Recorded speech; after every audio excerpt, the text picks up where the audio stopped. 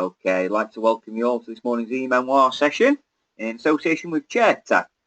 We're looking at the planning and delivering cost-effective access to HE programs, and we're joined by Beej, Kaczmarczyk, and also David and Michael from Certa. I'll let them introduce themselves as we get going as well. I'm going to hand over to you, Beej, for a starter. I'm going to mute my microphone, keep the session as interactive as possible. Feel free to use the question and chat facility. Thanks a lot.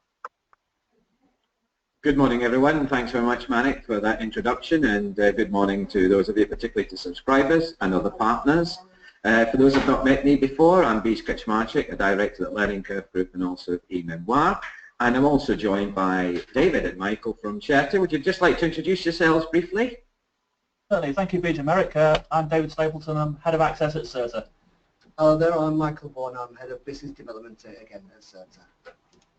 Good morning, and during the course of the webinar we'll be sharing the presentation at appropriate points, asking questions, and obviously finding out from you any of the issues that you've got around planning and delivering cost-effective access to HE programs, and more generally what's happening with issues to do around adult funding, progress, destinations, etc. So this is a series of webinars that we're hoping to do with Certa on a range of issues, and those of you that are listening in today, we hope that the majority of you have a managerial or perhaps a delivery role within access to HE. And I think that's very important that we get that context right in terms of what is happening to adult provision more generally, and specifically to access to HE, is, I think, bound very much with what's happening in terms of the changing political, social and economic context. We know that the autumn statement has made a couple of key statements about the future funding for apprenticeships, very little about other aspects of what's happening to adult funding. But what is critical here is there's definitely a desire to improve skill levels, productivity levels, and of course at the same time to maintain some of that wider agenda which obviously post-16 provision has in terms of social mobility. But we do know that the deficit will most likely still be there after 2020. We know that government has got priorities, particularly for the health service, and obviously that means that some of the things that we hold true and dear, particularly in post-16 provision, including adult provision, will of course be subject to possible changes in the future. I think the thing that's definitely clear is happening, and certainly this has been the case in the last 6 years, is a lot less reliance on public funding for education and training, other than for the 16 to 18/19 and statutory entitlements, which of course adults have. And I want to focus on that because one of the issues about delivering access to HE is, do not forget the 19 to 23-year-old statutory entitlement to first level 3, which of course is critical for participation in access programs amongst that age group, and particularly from different parts of the community. So I'll come back to that in a minute.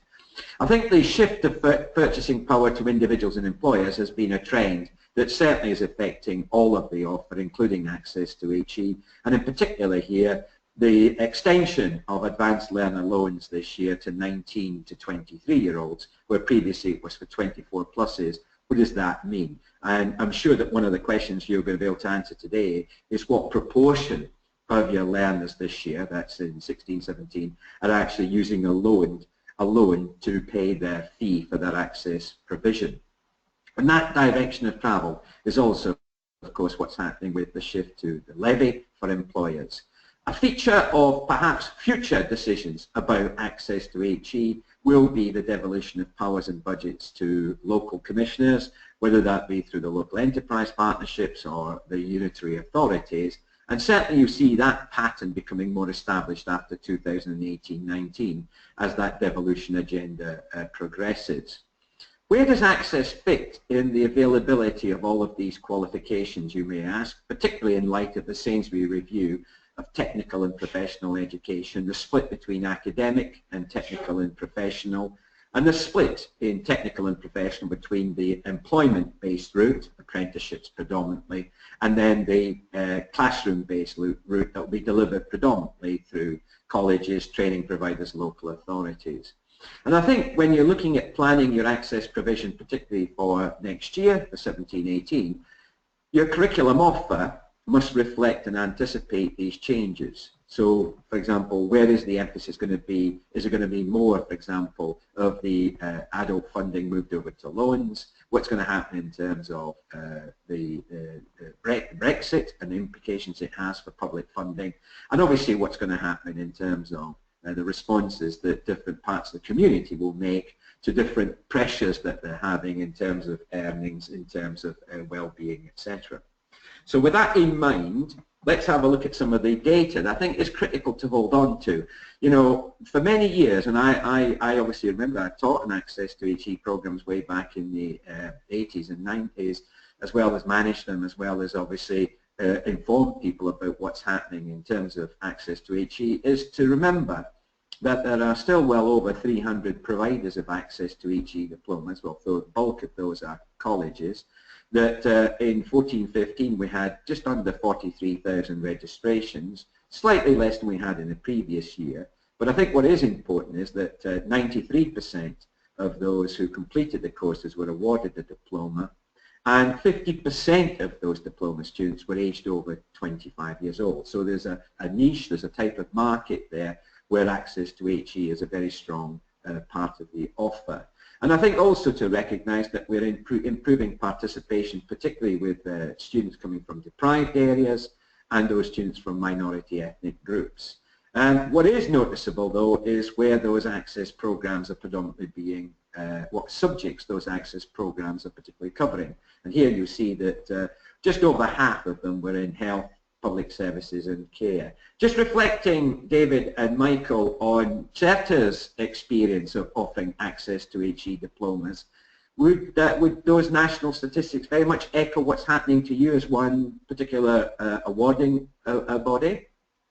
I think so, Beej. Yes, definitely. We've got just similar sort of figures for ethnic diversity, for gender as well, and with the changes in the loan funding, we're starting to see some more youngsters on the course. But it's worth sort of saying to providers and people interested in to access diplomas, just to sort of be alive to your own demographic in terms of where they come from, in terms of uplift, disability and so on, and then you sort of, that informs the nature of the diploma that you're offering. Similar to the national statistics then, we've got about 90% of people awarded access to HE diploma, and health science professionals is very well represented, just over 50% of our provision, with humanities coming in a close second. And I'm sure that, you know, that you'll find that that pattern differs across the country in terms of participation, but nevertheless I think that's very reflective of the fact that access to HE programs are so important for certain groups of adults who might not use other routes into higher education, and this is obviously a preferred route. And I think we've got to bear that in mind when you market your access to HE provision. What about that in terms of statistics data? Because obviously you do realise that with much more pressure now being put on us to prove value for money, and particularly in terms of any use of the adult education budget, and of course loan-funded students still appear in all your destination data, it is important to see what's happening in terms of progression, particularly compared to other qualifications particularly that adults might be doing at level 3. And you can see again that, you know, of those learners that started the programs in 14-15, you know, just over 25,000 did actually progress into higher education in England and Wales, and that's obviously very promising. It's an increase. But then if you compare the destinations in terms of low participation neighbourhoods, the age profile, in terms of ethnic minority, and also in terms of disability or learning difficulty, you see again that access does represent those students much better compared to, say, other types of provision. And I think that's something also it's important in terms of how well does access to HE prepare those adults for HE and HE experience. And I think that raises some interesting issues there, because you can see that mature diploma students were less likely than other students with other qualifications to actually not complete their programs. So there is a sort of, if you want, a pattern there. And again, David and Michael, you finding that's reflected in your provision? Yes, Beej, I think it is. I think it speaks to the unique nature of the access diploma, the mixture of graded and ungraded units, the prevalence of study skills, that idea of actually physically preparing students for university. So I think that's reflected a lot in the really good progression statistics, especially compared to alternate pathways like the new year zeros and so on. That's good, and I think that's very important to bear in mind, obviously, when we start looking at what reforms will occur in terms of technical and professional qualifications after 1819. So there is a strong presence, there's a strong position for access to HE programs, which of course are QAA approved, so there is a lot of quality built in there as well. But one of the issues that's facing all of us as providers is obviously how secure is the funding for our access to HE programs. Now, as you know, and this is what makes a cost-effective access course sometimes difficult to calculate. If you look at, for example, an access to health sciences or health services or health and social care, or an access to teacher or to teaching or education, you often find that in that class there are students who are funded by the adult education budget, which is the new name for the adult skills budget, which I'll look at in a minute. There will be a proportion of the learners who will be funded by the advanced learner loan, and as David has already said, that's particularly been important this year with the extension of the loans availability to 19 to 23-year-olds, where it was only available to 24 pluses. There will be one or two learners, and there always are in a class, who have paid for themselves or a sponsor's paid for it. And also, can I just remind you that there is the chance, depending on your recruitment strategy, and also the support you can provide, that you might have someone who is funded by the Education Funding Agency on a study program. In other words, the access to HE program would be deemed to be a study program, who is aged 19 up to 25, there'll be 24 before they start the program, that has an education healthcare plan. Formerly it was known as the Learning Difficulty Assessment, but as you know, from September of this year, those learners that will require to have an education healthcare plan, they will be eligible to be funded by the EFA and not by the SFA, and certainly not by a loan. So just be aware of that. And can we just check from the listeners today, do any of you actually have any EFA funded students doing access to HE programs?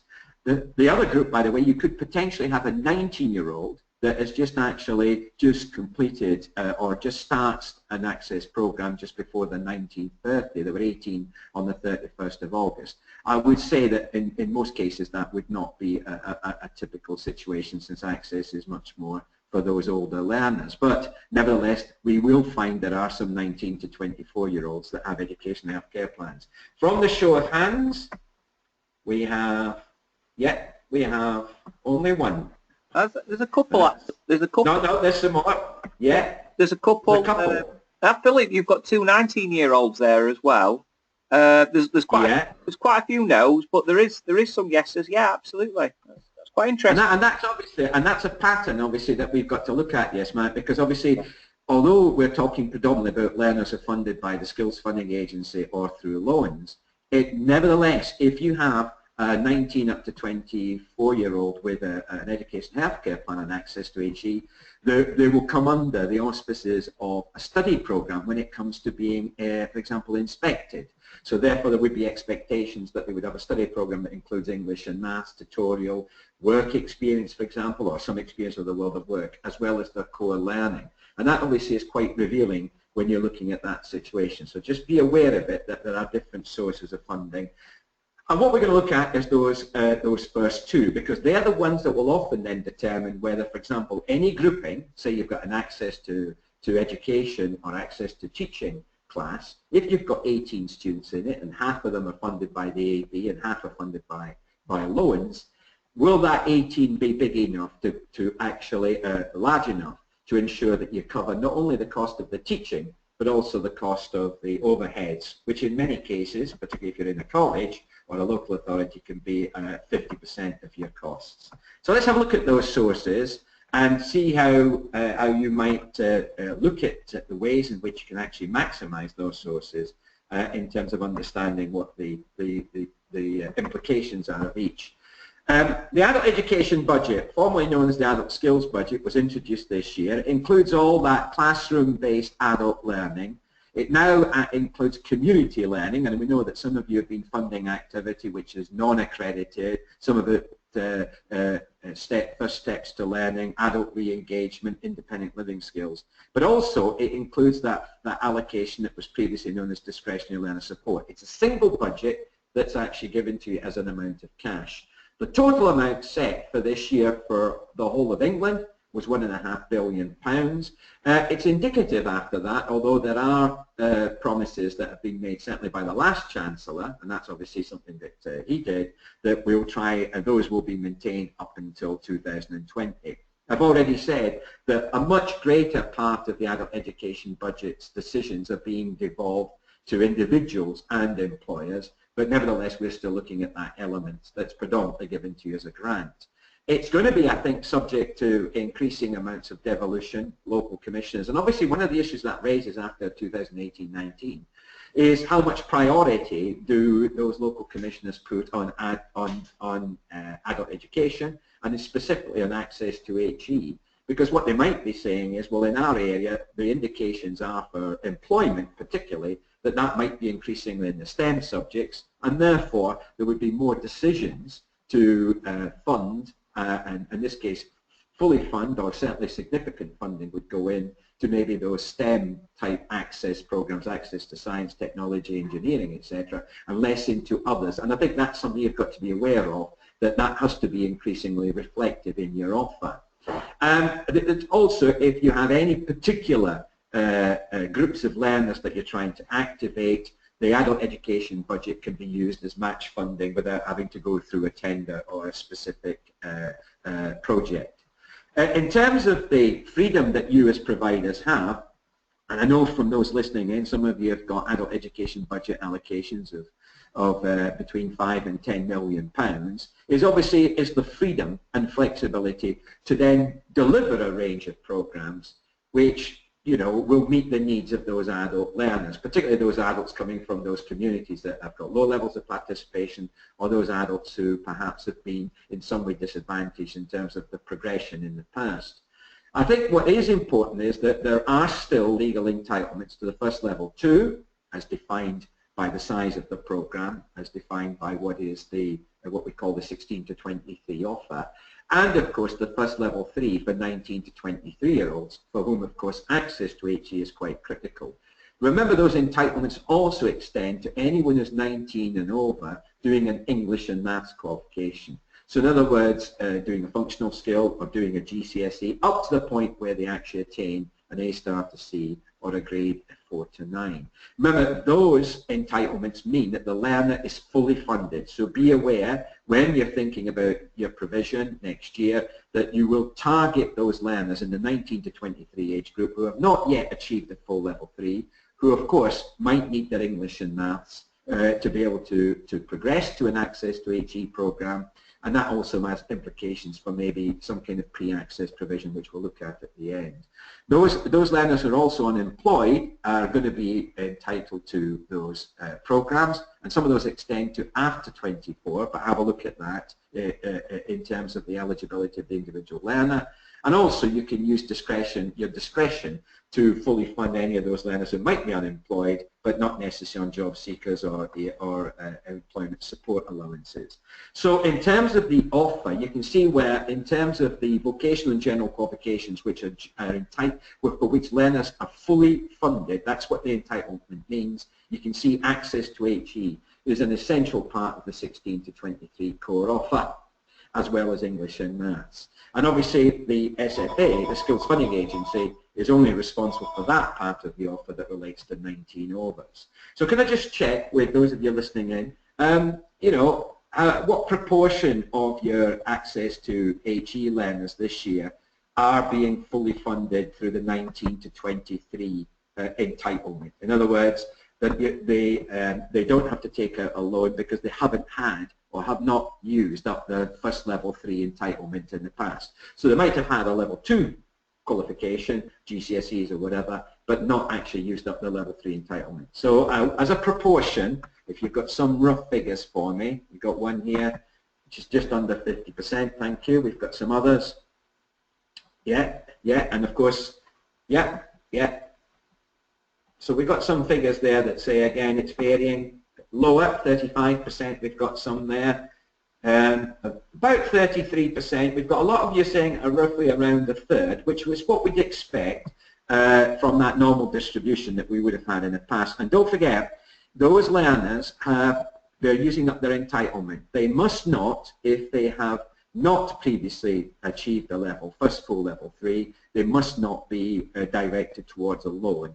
And obviously if you've made that mistake and you've claimed the funding for them under the entitlement, they'd obviously have to repay the loan, and that's the way it works. So that's a useful sort of figure there to have. Thanks very much for your responses.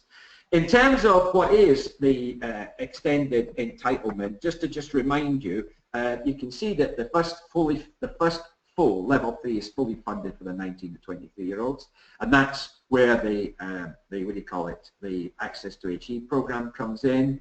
For anyone who's 24 and over who's unemployed, you'll see that the emphasis there is, or any other 24 plus, it's obviously loan funded. So in effect, you've got the 19 to 23-year-olds who are fully funded if they're first level 3. If it's their second level 3, they will be expected to take a loan as well. So if you've got, for example, a 19 to 23-year-old who's already achieved, say, 2 A levels, that means they've already had the first full level 3. If they sign up on an Access to HE program, they're going to be loan funded. So that's the way we have to distinguish. Remember, it's fully funded only when it's the first and full.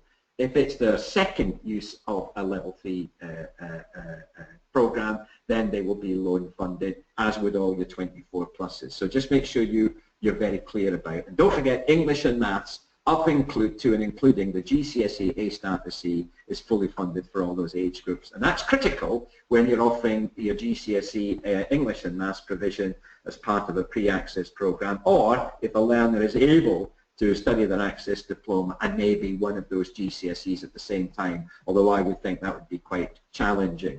One of you has asked already, well, how does that funding get worked out? On the adult education budget, the funding is based on whatever the rate is that appears on the LARS, the Learning Aids Reference System, or on the hub for that Access to HE diploma.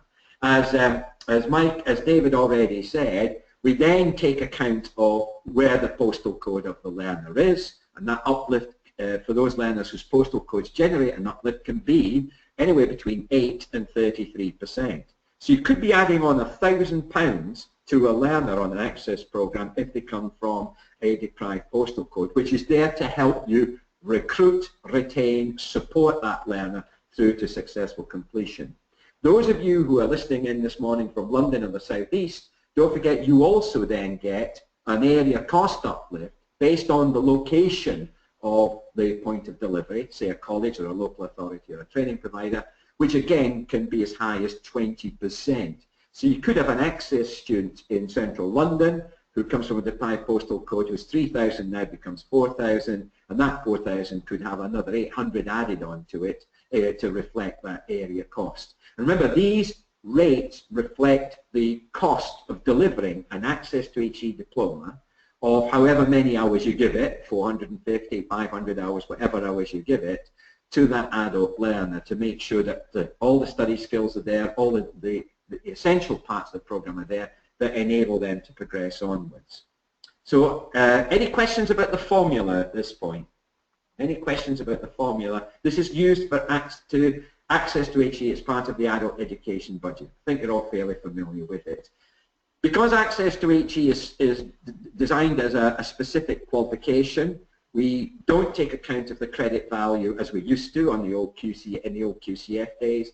We have got a rough idea of what the hours are, and that's obviously stipulated, or at least you get advice from your awarding body. And you can see there that Access to HE is listed at 3,022, which is the base rate. That would be for example, humanities. It would be for the social sciences, etc. B is for education, counselling, access to IT, access to science. C is for access to, for example, art and design, if you're doing that, or to design technology, or to performing arts music. D is access to engineering or construction. And E is, if you're running it, would be access to something like land-based subjects in a land-based provider. That would only be available to those of you who are a land-based college. So you can see that the weightings reflect it's not the length of the access program. So for example, if you've got something in education weighted at B, the rate of funding that that learner will draw down if they're recruited and pass the program would be 3,384 before any uplifts. Now that 3,384 must reflect the intrinsic cost of delivering an hour, because if you're doing obviously teaching practice or education or science, there are more cost per hour than say compared to a humanities, say a classroom-based program that doesn't involve.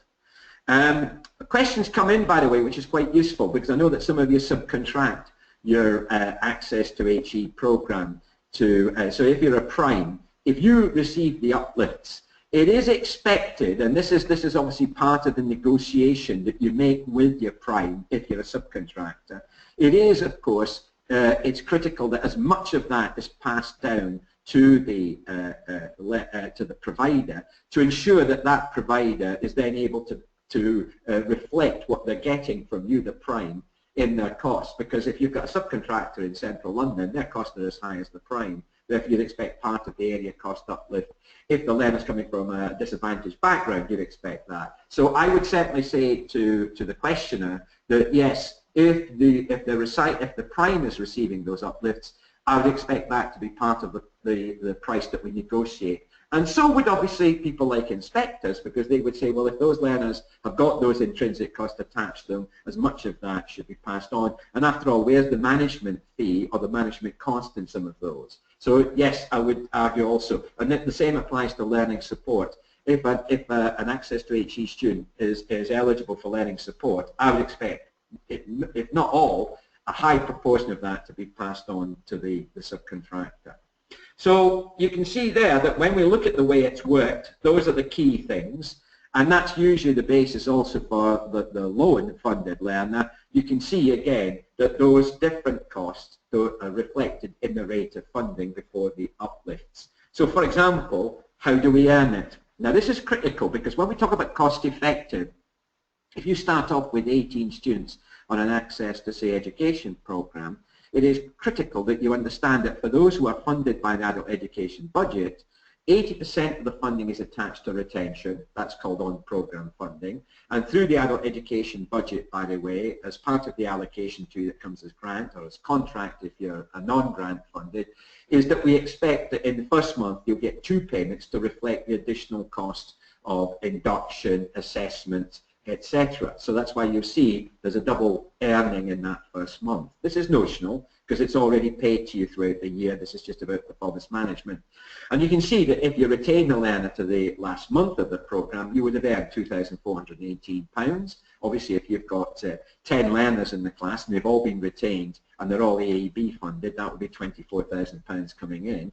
And then 20% of the funding is attached to achievement of the diploma.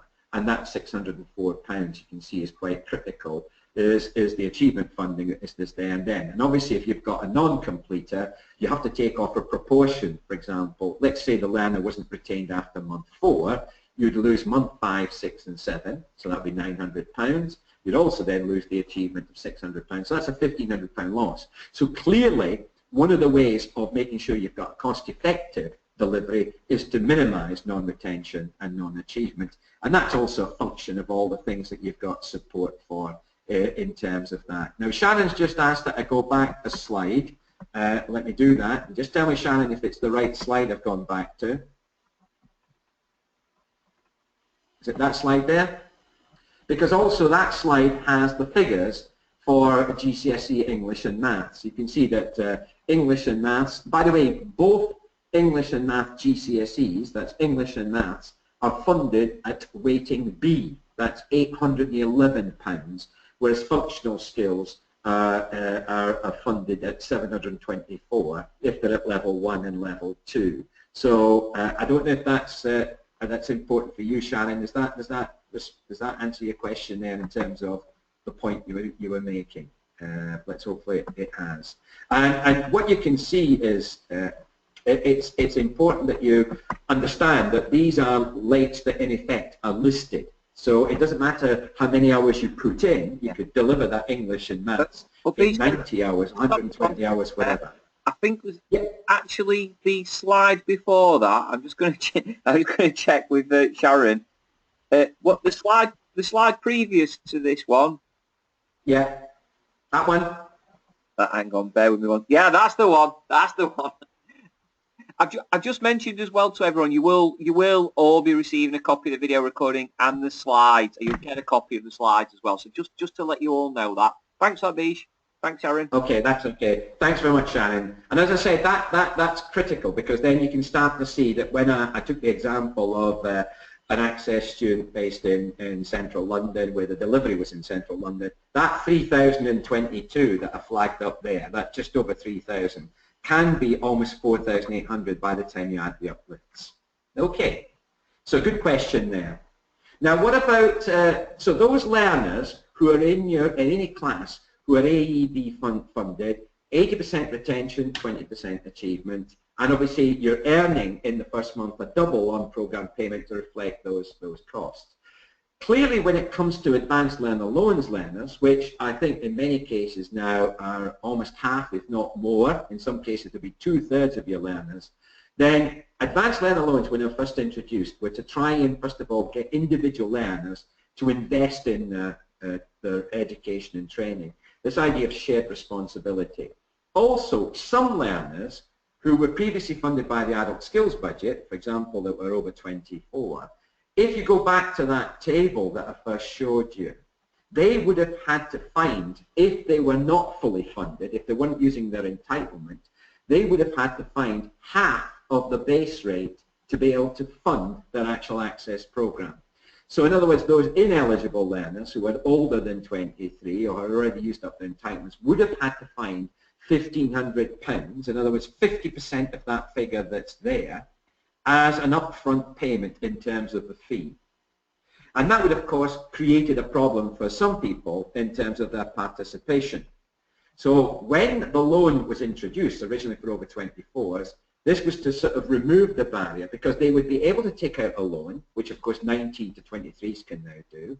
They can use that for a first level 3. By the way, they can also use it to fund second, third, sorry, they can use it to fund a level 3, not a first level 3, just ignore what I just said. They use it to fund a level 3 program if they're older than 23, if they're 19 to 23, only if they've already achieved the first level 3 entitlement. But increasingly, it's going to be hopefully used for levels 4, 5, and 6. Now, the loan must cover 100% of the cost of the learning aim in terms of its delivery costs. So that raises an interesting issue. How do you set the fee? And obviously, from a point of view, what does this mean to the relationship between the learner who's taken out a loan, because the learner takes out the loan to pay their fee. In terms of subcontracting, one point to note, by the way, that when it was first announced last year that subcontracting of loan-funded provision would stop from the end of July 2017, it does mean there will be no more subcontracting after that period of time. And really, we're expecting a lot of those things to sort of tail off this year. So I think it's quite important to remember that. I know one of you's already asked that question, so I've covered it in that slide. Now, the rules are still the same. The learner's got to be eligible. They've got to be eligible to take out a loan. And you do know that when you guide or advise an adult on an access program to take out a loan, make sure that they understand the eligibility requirements, as well as you providing all the information about the access diploma, its title, its number, etc. What is important is that those learners can access up to 4 loans now, whereas previously, if you're doing something which was technical, vocational, or professional, you could only access 1 loan. Yet for A-levels, you could access 4 loans for an AS and 4 loans for an A2 or 4 loans for an A-level. Now you can take out more than 1 loan, and obviously that does create some extra demand, particularly in areas like beauty and plumbing. One point to note, by the way, that I've already stressed: make sure you do not ask a 19 to 23-year-old that's not used up the first level 3 entitlement to take a loan. The other thing just to note, and it's not something that I'm aware of, and certainly I don't think David or Michael are aware of, is that providers must not complete the loan application form on behalf of the learner, or say you can only come on this course if you take a loan. That is inappropriate. You direct them to it. The choice is still left to the individual learner. And please don't fall into that particular trap. If you find that you've got loan-funded access to HE students that have individual needs or help with childcare, or you're based in central London, then the loans bursary fund is available, and that obviously must not be mixed up with the adult education budget learning support, which is a different issue altogether. The only other thing I think that's important from those points I'm making there is that the loan amount is always linked to the funding rate in the Learning Aims reference system. So whatever the funding rate is for your Access to HE diploma, the loan can never exceed that. It can be less, it can be the same, but it cannot exceed it, even though you might charge a different fee, and I'll come back to this. The other point to note, unlike the learners in your class who are funded through the adult education budget, 80% retention, 20% achievement. For loan-funded learners, there's no achievement element. It's 100% funded on retention. So the student loans company pays you, the provider, every month on proof that the Access to HE learner is still in learning. If they withdraw, then the funding for the student loans company stops, and there might also be, of course, a request for the learner to pay back the loan. One point to note, and one of you's already asked, is the loan-funded students appearing in our performance data? Yes, because the loans are still publicly guaranteed and funded in that respect. So they do come in, and this is quite critical to your data. So when you look at this and you're trying to work out what's a cost-effective provision, the first thing is you have to charge the fee. And what fee you charge for that Access to HE diploma is driven by supply, by demand, by the market, by your competitors. All those factors have to be borne in mind. And I think what we certainly are picking up, and I know David and Michael are picking up, is there seems to be quite a lot of the Access to HE diplomas, the fees seem to be very similar to the last rate. So there's case situation number 2. You could charge that fee. If it's weighted at 8, you could charge £3,022. Remember, that includes all the elements of the cost of that diploma and the delivery of that diploma. In which case, the loan would be taken out for £3,022. If obviously it's weighted at a higher rate, then that the loan would reflect that. You could charge a fee of £2,800 if you wished. Why? Well, because there might be a lot of competition for that Access to HE diploma in your area, or you might want to increase participation significantly, and you're going to use that as the price mechanism. Okay, so what is important is therefore is that you can actually see quite clearly how the pricing of the fee determines the amount of loan. You could charge, of course, more than the last rate, in which case the loan is still maxed at $3,022 in that case study, and you might then be charging the learner to make a contribution in cash for whatever reason. It might be for it's a limited number of places, it might be a niche Access to HE provision. One point to note, by the way, unlike the diplomas in things like beauty therapy or plumbing, Access to HE students can only take out one loan. So I just want to remind you that they can't do a series of Access to HE programs. They can only take out one loan for one access provision. Why? Because any learner that uses a loan to fund Access to HE, who then completes an HE program, the Access to HE loan is written off. And that's been critical in encouraging increases in participation on Access to HE programs. So if, for example, you were a provider that charged $2,800, and here a start is anyone that gets to what we call the initial liability point, which is 2 weeks into the program. If it's planned over 7 months, then you would be earning a flat £400 per month. There's no achievement factor. Achievement comes into not the cost side, it comes into the effectiveness side, i.e. in terms of success rates, progression, and obviously inspection. And you can see again how you earn the money. And if the learner, for example, does not come back after month 4, withdraws without completing the Access to HE provision, months 5, 6, and 7 would be lost to you from the student loans company. You have to report that on a regular basis.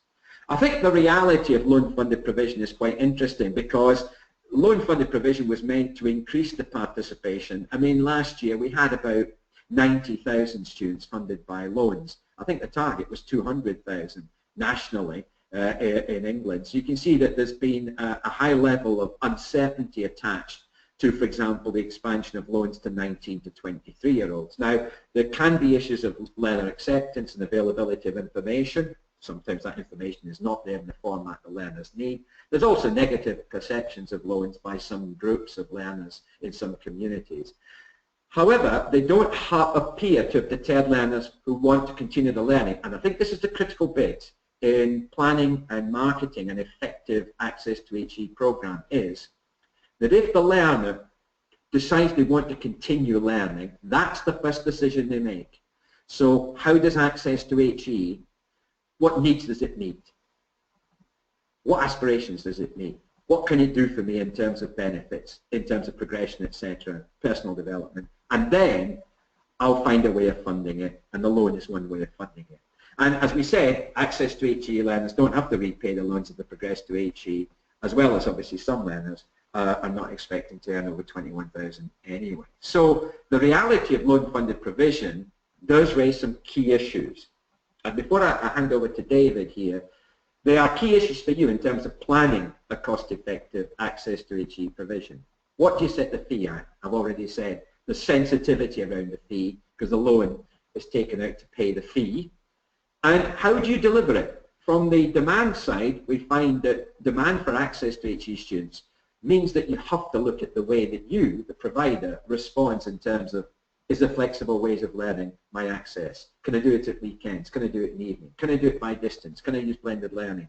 Can I do concentrated periods of study? And I think these are all key questions that access to HE students ask, as well as do I get regular instructor tutorial support?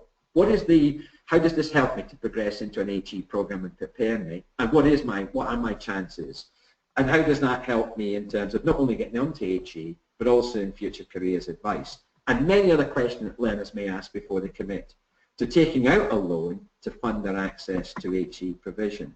So I think there are some quite critical questions there that you need to respond to. Just before I hand over to David, you know, when you look at those questions, are there any sort of things that you would certainly want to point out there, or Michael, are critical in developing the demand for access to HE funded by loans or by any means? I think you're absolutely right. It's worth just reinforcing that point that the Advanced Learner Loan gets repaid if a learner completes a HE course. So I think setting up that carrot, having those local pathways for regional HEIs, looking at demographic and finding out where people are coming from and what specifically they want to do with it, can be very different from foundation degree year zeros, for instance. So I think once you've nailed students' expectations, where they're coming from, identifying the cold spots for widening participation, then it's about constructing a pathway, a diploma that's really sort of maximising their abilities to progress to HE. I think that's a useful then introduction maybe to say, right, so what do you see as key, your key perspectives on access to HE to make sure particularly it's about being an effective HE, access to HE program? Over to you, David. Yeah. Well, I think I'd go back to the actual construction of the diploma, this idea that we've got 45 graded credits. What certainly we at Certa do is put a lot of effort into making sure that those 45 credits, the units that make them up, are specifically tailored to pathways in the local and regional area, and especially when we're talking about like diplomas for engineering and so on, or health science professionals. Mixed in with that then, I think really just knowing what the student, managing the student's expectations of a HE course. Now of course it doesn't necessarily have to be a full university degree, talking foundation degrees or alternative pathways, but certainly as you bring a student on or attempting to bring them onto a diploma, let them know what their chances are, let them know what they should concentrate on, let them know the benefits, for instance, of getting that loan repaid. I think if you could match that with knowing your student's background, what level of expectation they've had previously, how resilient you think they are based on what their background is, then at least you know what sort of students you're dealing with. I think allied to this then is the idea of setting your entry criteria well. There's a lot of difference between providers we've seen, between functional skills, GCSE English and Maths, and so on. Now, of course, part of this is if you're looking to see what your local and regional HEIs want, then obviously you have to sort of deal with that. But certainly looking when you to put a diploma program together, you're sort of identifying whether allowing students to take a GCSE in English or Maths or both at the same time just produce too many pressure points, for GCSE exam season and so on.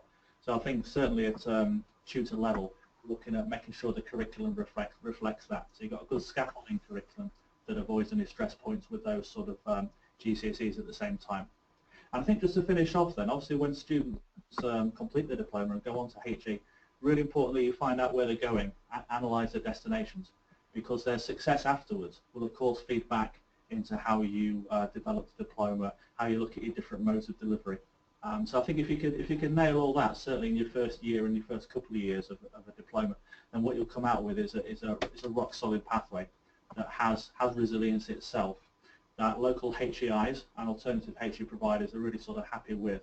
And then that provides a positive feedback loop. You can then go back to students and say, look, this is the course that compared to other level 3s will get you to where you want to go.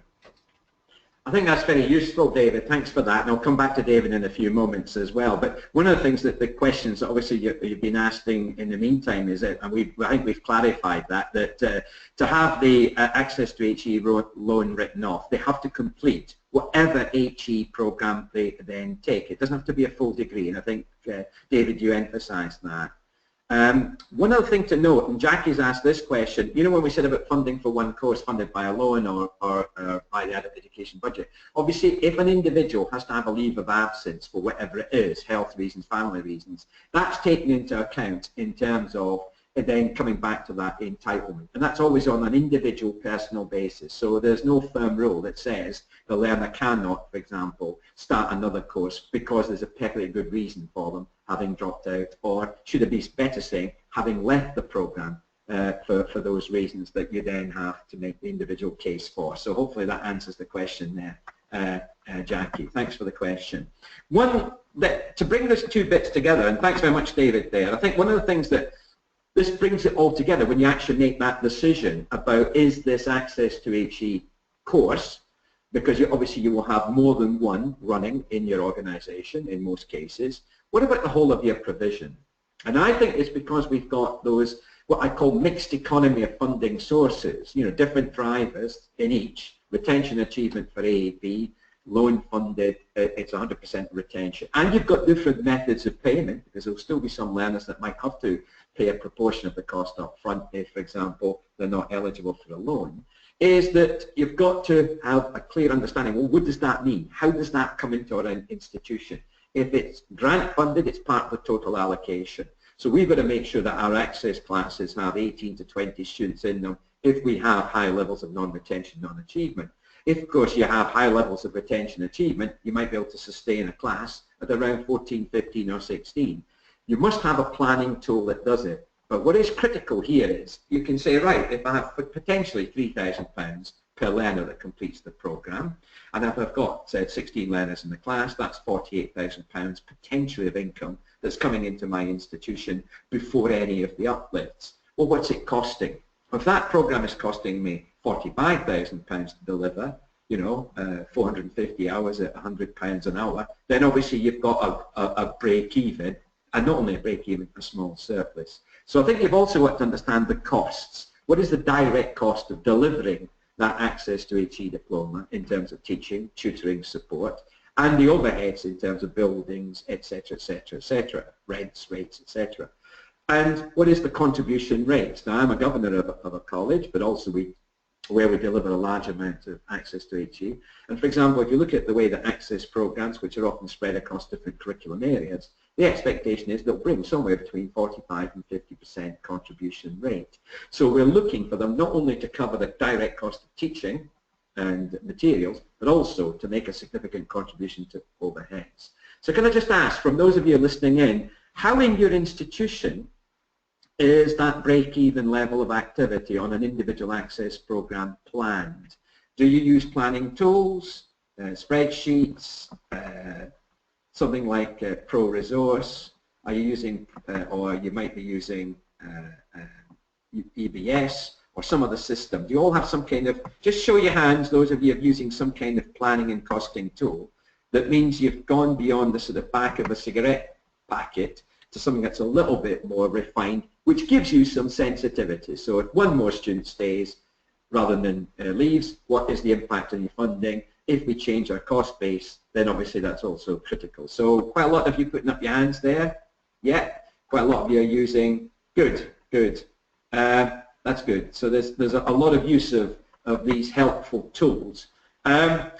One thing about this, pro-resource, thanks Gemma, that's good. Jeremy's asked a good question. How do you record distance learning? Well, obviously, distance learning has got to be an element and can be an element in any blended learning approach. It makes up part of the program. So what you've got to do is record what those hours are where you actually directly spend time with the learner, or you've got tutor support for that learner, or where you've got, for example, an open access web-based system, a webinar, whatever, that allows that type of learning to be delivered. I think there's a lot more flexibility in auditors' interpretations now, but nevertheless, most of those access programs I've looked at now have some element of distance or blended learning that reflects the extra work that you are able to do, learners are able to do on their own once they've got those skills. I think for me the key thing is how you measure the efficient class size against the effectiveness of outcomes, as David said, choosing the right pathway to make sure that you've got all of those rigorous things in place, which inspectors will be looking for, because access to HE is actually inspected as part of adult programs, is to make sure that you can see that support in terms of advice and guidance, tutoring, careers advice, actually helps to deliver the right outcome for that learner. So whether you're using, these different delivery mechanisms, whether you're using online or blended learning, the key thing is it mustn't just be the cheapest or the most cost efficient, it must be the one which delivers the greatest return. And obviously that's where you start to look at the not only the contribution rate, but what is, in a balanced scorecard, how well does access to HE do in terms of achievements, and how well does it do in terms of progression is quite critical.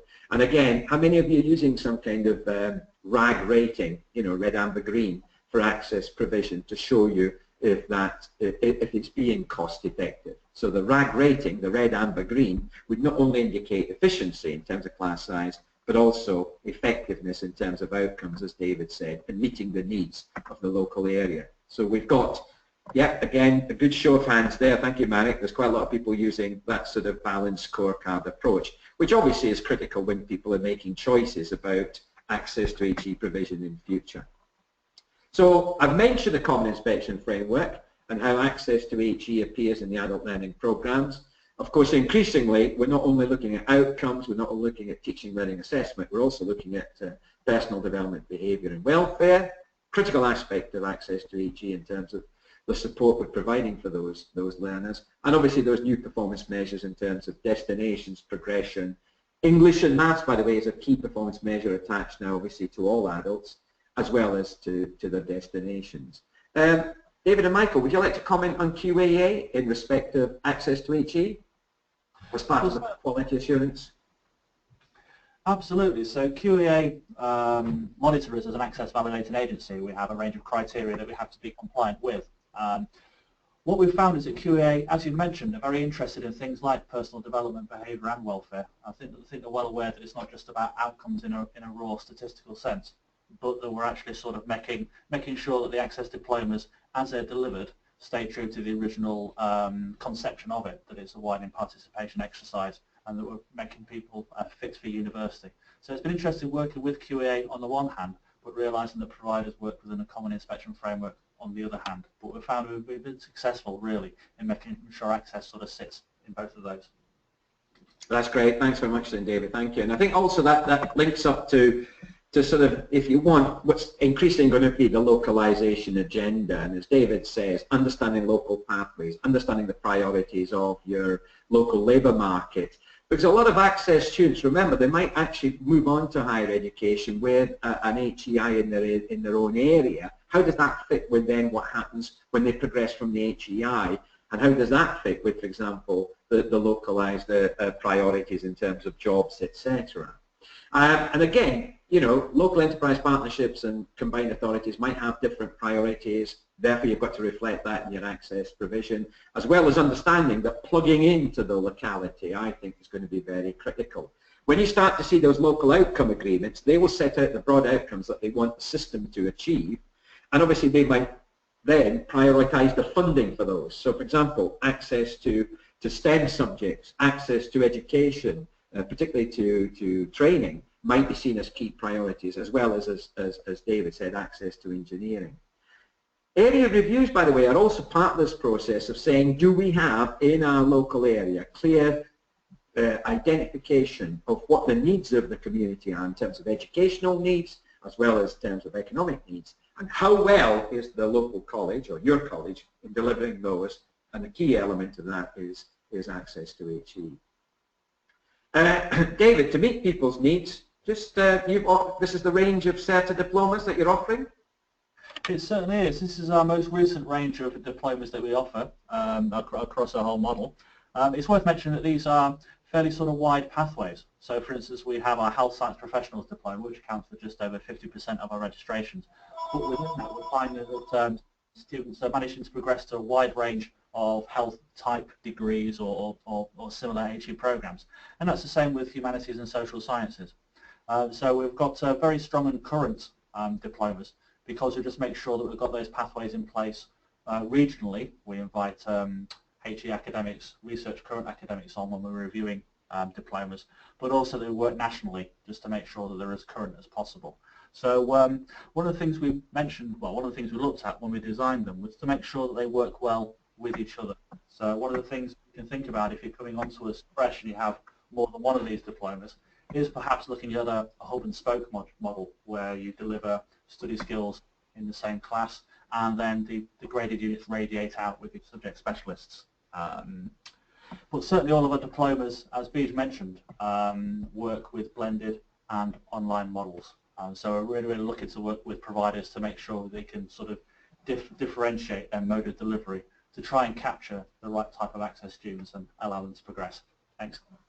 And I think that's increasingly the case also, David, in respect of the fact that with loan-funded learners, their demands are very different. They see themselves as consumers. And I think the providers, we as providers, have to respond to that. They're taking out a loan. This is quite a big commitment. And therefore, there will be expectations that will be more flexible delivered. There will also be expectations of the quality of teaching and learning and the expectations of support. But one of the things you said there, which I think is vital, and again, whichever awarding body you're working with, remember one of the things is you as providers must make sure that it serves your needs as well, and that's the point David was making in terms of working. David was making in terms of working with your awarding body to make sure that you see that partnership as being one which delivers the quality as well as the efficiency. And in some cases, you know, you're going to have to think about that hub and spoke, where you've got some common areas like the delivery of English and Maths and study skills, where you can have much more bigger groups perhaps, and then allow those individuals to then pursue individual pathways.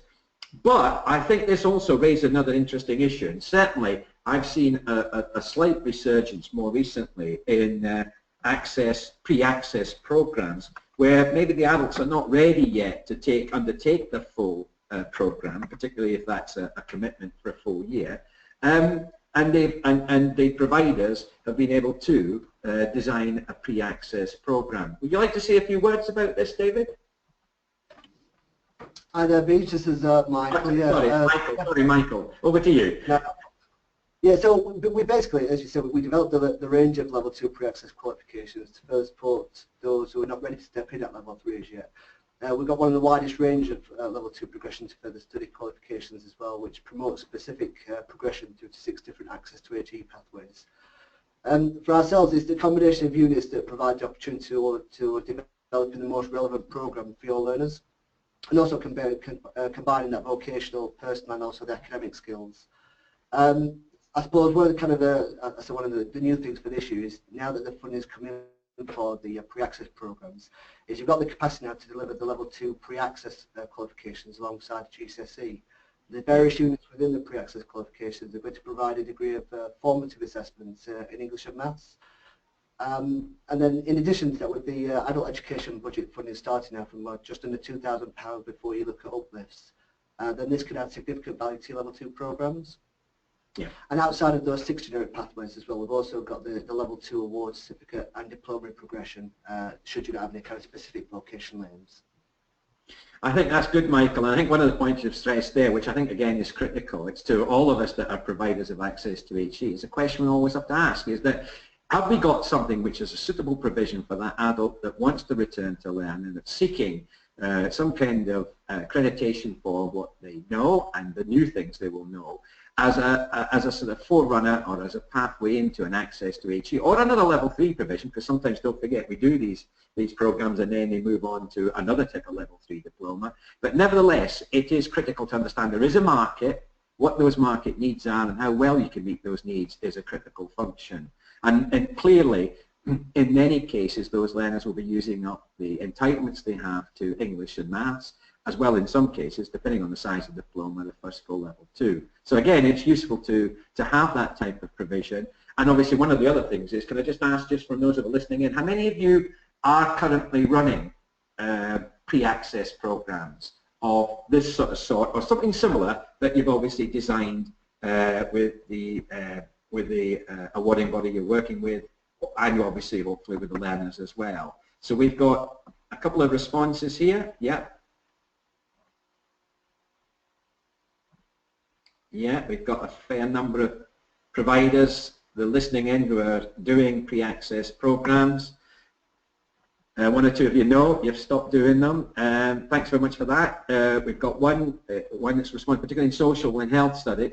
That's interesting. That's one of the ones that's been identified. Philip, you've also got them in business. Yeah. So again, there's common ground there. And again, one of the things is to say that what you're going to be increasingly measuring in terms of cost effectiveness is that obviously you've got to make sure that these pre-access programs are viable in terms of the numbers, or at least make a positive contribution, is at the same time also what does that mean in terms of progression? Because if they are giving people access to HE provisions, you want to make sure that you have got evidence that it actually happens. So that's right, that's really good responses there, thank you very much.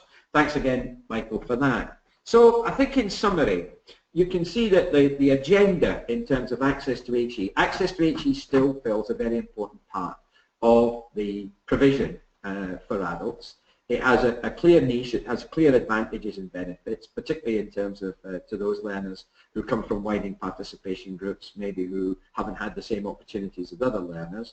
It has a strong position in the market relative to other level 3 diplomas, particularly in what happens to those learners and in terms of when they progress to further study.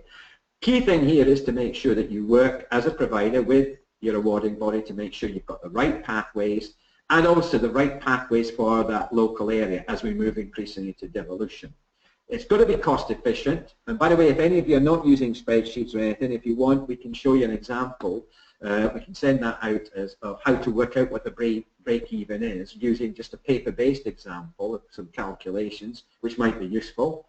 But also to use those tools such as EBS, ProResource, whatever you've got, a spreadsheet, to give you some idea of what number of students you've got in a class and what's factoring retention achievement, how much does that mean you're earning.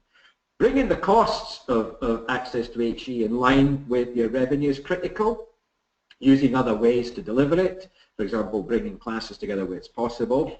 I wouldn't do this initially, I'd do it maybe in the second semester of an access program, but also making sure that you're using the most appropriate tools and materials, including blended learning, where you've got that demand from the market. Loan-funded learners, as David said, are certainly very different in terms of the dynamics, and be aware of that. However, there are big advantages certainly to access to HE students in terms of being those loans being written off if they complete a higher education program. As Michael has shown, there is a demand for pre-access programs, so please have a good look at that market and see what you can put on. But if you want to find out more, particularly if you want to find out more from Certa, we've got details there of their website. We're also putting up a call to action for 14th of June 2017. Michael, that's at the Rose Bowl in Leeds, isn't it? Yeah, that's right. If you've got, there's a little newsletter if you want to get information on access in brief, and that's, you've got a newsletter, you've got a contact point there as well. Any other obviously issues or anything you want to do, if you want to book a Skype chat with Certa, please do so, there's instructions there. Any final words from David or Michael? No, from the parents. I think we just want to reinforce that I think it's the longevity of the access deployment, the many years it's been running, speaks to its success. It really is a successful program for getting your students into university. And certainly here at Certa, we're just really sort of keen on helping you help those students. I think we've got a lot of experience delivering access, have to confess, I was an Access student myself back in the day, about 15 years ago, Beej. So I really can speak to the effectiveness of the diploma when it's run well. So there's a few contact methods there. Please give us a call if you want to speak to us about any aspect of running Access or pre-Access, building your course up, and we'll help you make it a success. Thank you to you all. Thanks very much, and thank you. And by the way, I did not teach David. I finished teaching sometime before that because I am older. But thanks very much then, everyone. We can close down the recording now, Marek.